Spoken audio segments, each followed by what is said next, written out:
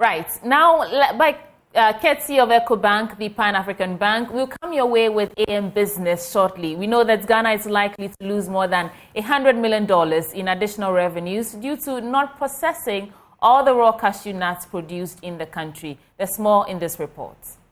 The Ghanaian cashew industry is widely considered by many cashew industry experts as one of the most promising in Africa. Ghana currently produces about 200 tons of raw cashew nuts, according to official data from the Ministry of Food and Agriculture, and is among the best quality cashew nut producers in the world. But the sector over the years has been bedeviled by so many challenges. A lot of difficulties in terms of, improving their livelihoods, in terms of income, earning income, in terms of getting themselves employed, to be able to put food on the table. Very, very great challenge. And as, people, as human beings, our main, I think source of earnings you should either be employed or you can be self-employed. Maybe as a farmer or as an entrepreneur engaged in some kind of business. But for disabled people, there are no opportunity to be able to get those opportunities to engage themselves, to free themselves. In fact, most times physically challenged people in Sierra Leone particularly, what they do is to go begging on the street. I think the cashew sector is dominated in the processing part by women. I manage a factory that has 2,000 women. That has 2,000 employees. 95% of them are women. So the processing business is already dominated by women. My advice will be for the farmers, the production sector, where we don't have a lot of representation of women. The production is still male dominated because in Africa, it's very difficult for women to have access to land. So that's been one of the handicaps for women.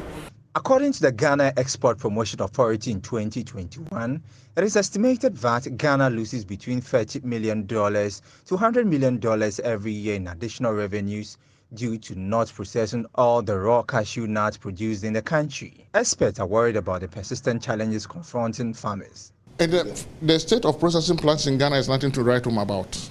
Virtually all the processing plants have closed down, except a few that are producing few thousands. In fact, currently Ghana exports almost 95% of all its production as raw nuts, and it is not good for the industry. And the reason being that our processing capacity is now gone down, and our processors also don't have the needed finance to stock the nuts for the whole year, and therefore those farmers also have to sell to people who can buy and pay them.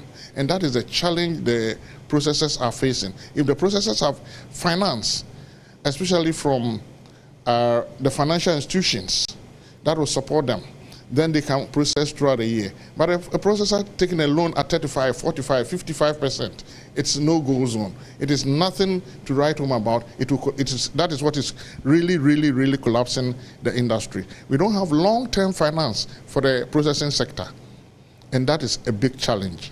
The Ghana Cashew Council alluded that although Ghana's raw cashew nuts enjoys distinct advantages over other producers, challenges such as high raw cashew nut prices and lack of access to affordable finance remain key impediment factors in the underutilization of the country's processing factories to generate additional revenues. We won't say we have been neglected, because all these years that we have been running, Ministry of Agriculture has supported us in the research, in the distribution, and in even the propagation.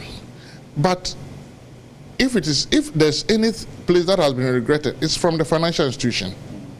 The financial institutions don't really understand the cashew sector, and for that matter, they are not making long-term finance available. If you give a trader a loan at 45% turnover 1 month, and you give that same loan to a processor, turnover 1 year, the processing company will collapse. We have been engaging with some of the financial institutions for them to understand really the culture of cashew processing.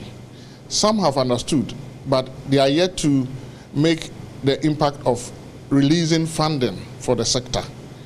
But at the moment, we are also talking to our development partners like SECO, like GIZ, to support the sector. In fact, SECO last year even supported with machinery so that processing can go on very well. But there's still the issue of inadequate finance for stocking and stocking for the production process. Some foreign experts are stressing on the need for Ghana to develop favorable policies to help unearth the huge potential of cashew, urging authorities to emulate the example of Vietnam, which has the most competitive cashew industry in the world. Program which we recommend to all professionals in the value chain, from public sector or from private sector, because it's really important to understand the chain, to understand the linkages, the production area, the commercialization of cashew, but also we let's say transmit specific skills, how to motivate people, how to moderate sessions and so on, to be a good professional in the cashew value chain. Based on your observation over the years, what are some of the key challenges you guys have seen in the value chain? Yeah, key challenges in the value chain is that have been mentioned also in the workshop, in the speeches in the beginning. One is to increase the transformation, the processing of cashew here in the African countries. I think that is really a challenge because most of the cashew is still processed in the Asian countries.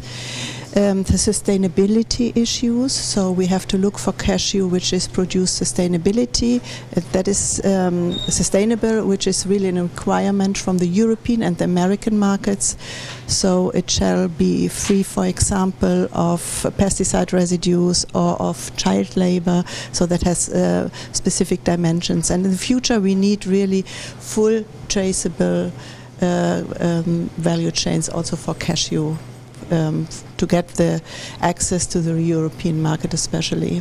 What is the role of the Ministry of Food and Agriculture to increase the productivity and efficiency of farmers in the cashew value chain by improving crop quality and strengthening the capacity of cooperatives, farmer associations, nursery operators, and input suppliers, as well as boost cashew trade by improving harvest and post-harvest techniques, addressing gaps in data collection, and improving supply chain linkages? The Ministry of Food and Agriculture is mainly focused on the policy environment for the farmers to have their agriculture thrive. And for cashew, it's part of the tree crops development program that the ministry has rolled out through the establishment of the Tree Crops Development Authority. So all that is needed to make sure that the cashew industry thrives are being implemented by the Tree Crops Development Authority. Government has given them that role to play, from production up to the financing of production activities. All are inclusive, so they will be taking care of that. Are you guys monitoring what is happening at the tree crop development? They surely they report to the Minister of Food and Agriculture. But it seems the challenges still persist. The challenges persist. That is why they have been brought to find solutions to it. They have been resourced to do what they have to do.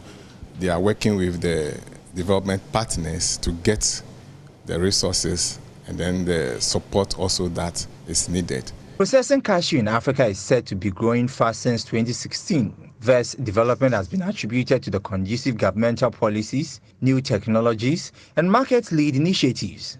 Going to this year, I think we may even lose more, because as at January 2024, there were 150 registered cashew buying companies with GCNet.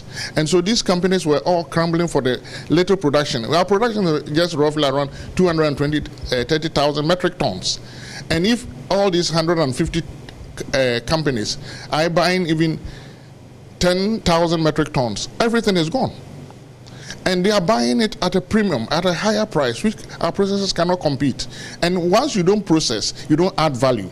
When we add value, we sell the cashew 5-6 times more than the raw nuts. And that is where we are running into difficulties with so the few processing companies, local processing companies, currently I'll say it's only one that is doing very well at based in Afenya, Winker, that is doing very well, but because it's getting support from the sector, and it's also taking advantage of donor resources.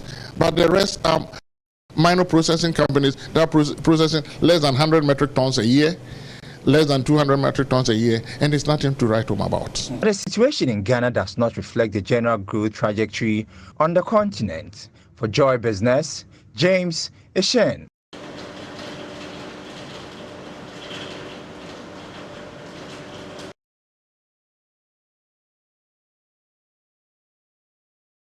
Welcome back on the show. Benjamin was telling me yesterday that he has a vast well of knowledge when it comes to cashew. What did you think about that report?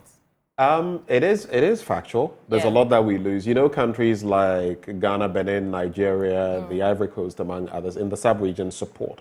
I've worked in the ecosystem where, in Brazil, for example, they have a large production, but there are seasons. It's seasonal. Okay. And so at certain points, they may not have it there, which is why they actually set up a plant here in Ghana where they could source from the West African sub-region as well. Even the likes of Benin.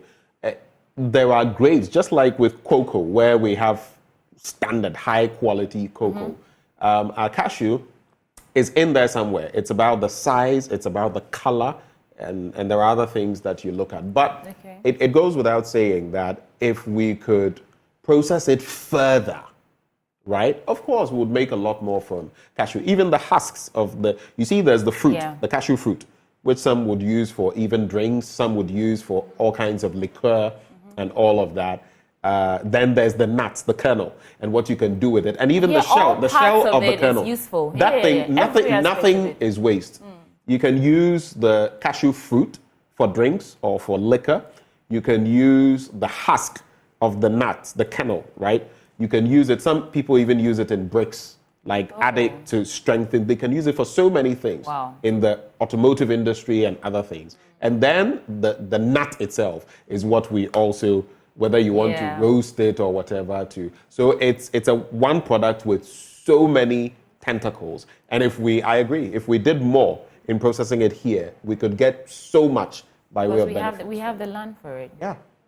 Well, that's Ghana for you. And I hope that in the future we can be strategic about how we actually process these. Forget even cashew. And I say this, that if you look at the price of cashew per kilo versus the price of cocoa, which is more... logically, we should be going the way of cashew. Not to say we should let go of abandon cocoa, but do more cashew, do it intensively. It will take time, but it will provide... And like I'm saying, let's not even think so much about cassava, what we could do from it, the starch and other extracts, and what we could do with it. We're not doing half of what all we want is fufu.